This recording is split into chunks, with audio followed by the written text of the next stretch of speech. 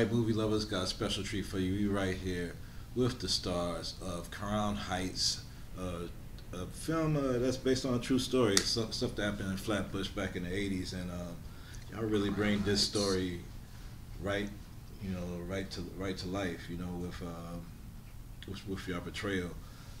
My first question to you guys: I know Amazon has made a big leap into the films with Manchester last year and everything else. How does it feel to be on, this studio doing a film, and did that play into the production in any way? It's great to be with Amazon.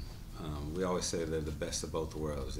Your film will come out in the theater, and then it'll stream on their website. And we couldn't have asked for a better partner on this. They've been extremely helpful, and they're taking on projects.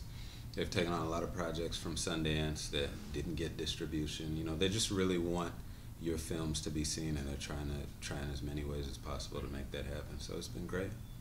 You had a real successful career as a NFL cornerback. And what did you always know that you wanted to pivot towards acting and after your career, after you retired, or was this something that came about after you partnered up with your mate and all that? No, I didn't know.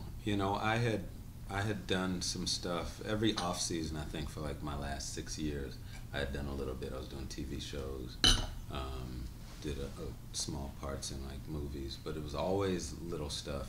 And I just wanted to sort of get my bones in a little bit and see if it was something I wanted to do when I was done. So when I finished, it seemed like a smooth enough transition that I could dive into it, and glad I was able to do it. It's been great.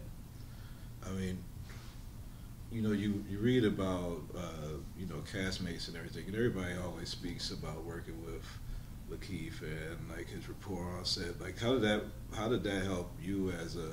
I know you've been in the business doing the TV and the game and producing some stuff, but how did that help you get into this feature mode, working with a young seasoned actor that's next to you?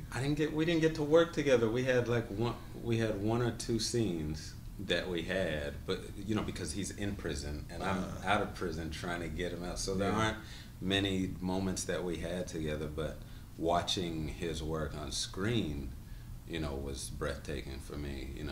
I understand where the hard work and all of the praise that he gets, where it comes from. But I didn't get that opportunity to work with him that much on screen. But it's weird. He's right here. I'm talking to him. He's not even right here. But he's the rising star. So it's just great to be in his company on this. Lakeith, you have it's not just a big year.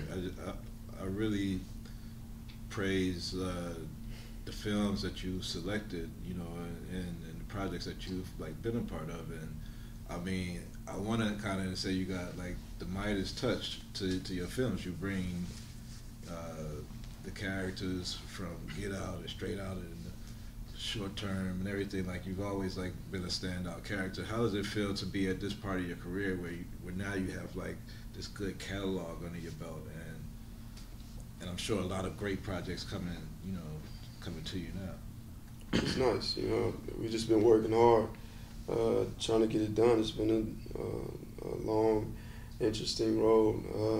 But for me, I just try to focus on the power move now. I don't really look back too much. I just try to stay focused on what's going to challenge me next. What is the new thing that's going to come through that's going to cause me to stretch myself and do something different every time.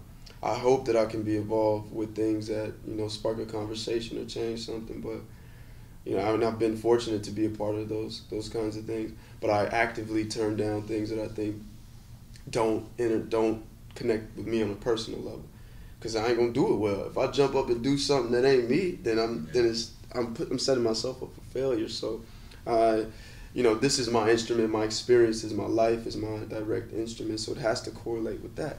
And although I want to stretch and I want to be everything, I'm limited to my 25 years of experience. So I have to be careful about what I select.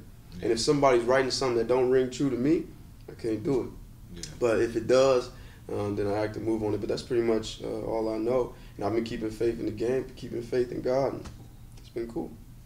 I mean, you playing in Yari, like in Victorville. I don't know how your Jamaican population was, but what was that? Was that like a fear to like? And how did you get the dialect to like pull that off? Well, it was Trinidadian. Yeah, it was Trinidadian. They'll fight you on that. My bad. Well, my yeah, bad, Trinis. My bad, Trinis. Well, that's one thing that the vocal coach would always sort of try to make a distinction, let us understand, because our natural inclination is to try to do like a Jamaican accent. Yeah. And he was like, nah, it's a whole different kind of thing. So we sat down a long time with him, me and Nnamdi, just going back and forth on it, and kind of found a sweet spot. And yeah, and that's how we started rolling.